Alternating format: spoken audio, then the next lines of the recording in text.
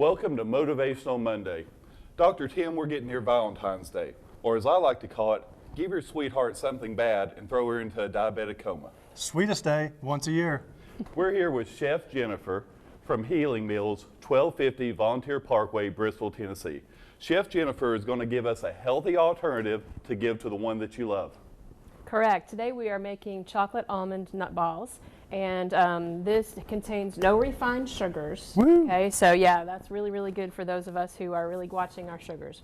Simple, super simple recipe. I like to keep it as simple as possible for those people who want to do this at home.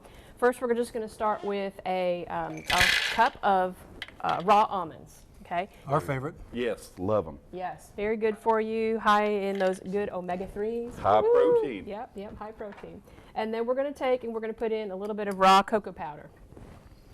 And of course, raw cocoa, we know, is very high in antioxidant.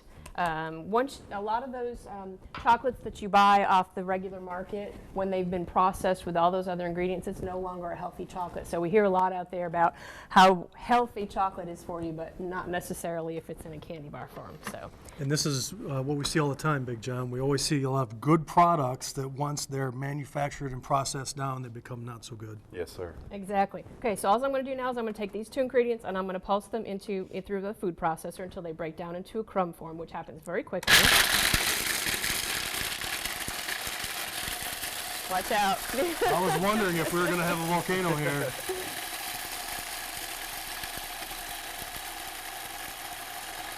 Okay, now you hear how it changed sound? It got a lot quieter, so now Right. we know we're right at the right consistency. And we're going to just go ahead and take our little spatula and sort of scrape the sides down a little bit and double check. Make sure that we are at that nice, fine granular consistency. Big John, I'm already hungry. This is definitely something we can do at home. Yes, it is. It is. And then we're going to take a little bit of raw agave syrup and a little tiny bit of water. I'm going to put just a little bit of the water into the agave, and I'm going to save a little bit out.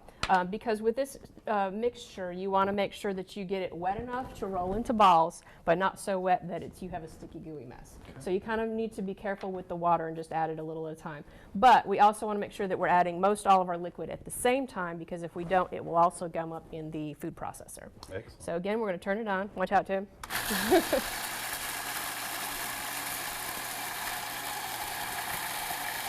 See how quickly it's begun to kind of stick together.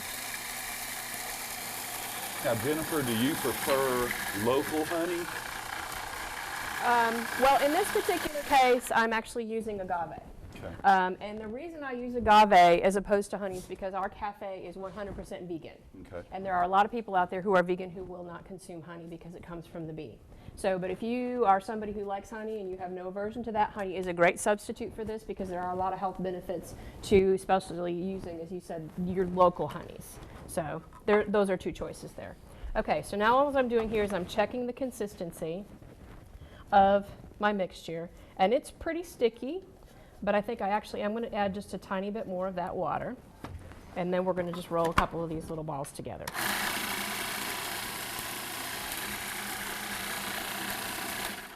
Now, this is a great mixture because once you put these together, once you make them, they will last a very, very long time in your refrigerator. Dr. Tim, they're not going to last a long time in my refrigerator. No. Okay, so you see I'm just going to roll them together into a little bit of a ball here. Okay. How easy and fast that was. Excellent. Then you've got a couple of choices. If you want to, you can roll it in coconut. Yeah, that's my choice. Make it look a little pretty. I also brought a little bit of beet powder, so if you are somebody who is wanting to make it pretty for Valentine's Day, you want to sprinkle a little tiny bit of beet powder on. Very nice. So then you've got your pink and white chocolate balls. So you can see I've got a tray of them already ready here. They're not all decorated, but if you are anxious for sampling, which I can tell already that you guys are, you can go ahead and dig in and have one. Well, Dr. Tim, I love you, but these are all mine. I know. You got the plate. You got the plate. But, Big John, I got the bowl. Uh-oh. Wait a minute. I guess we know who's got them now. Fair is fair.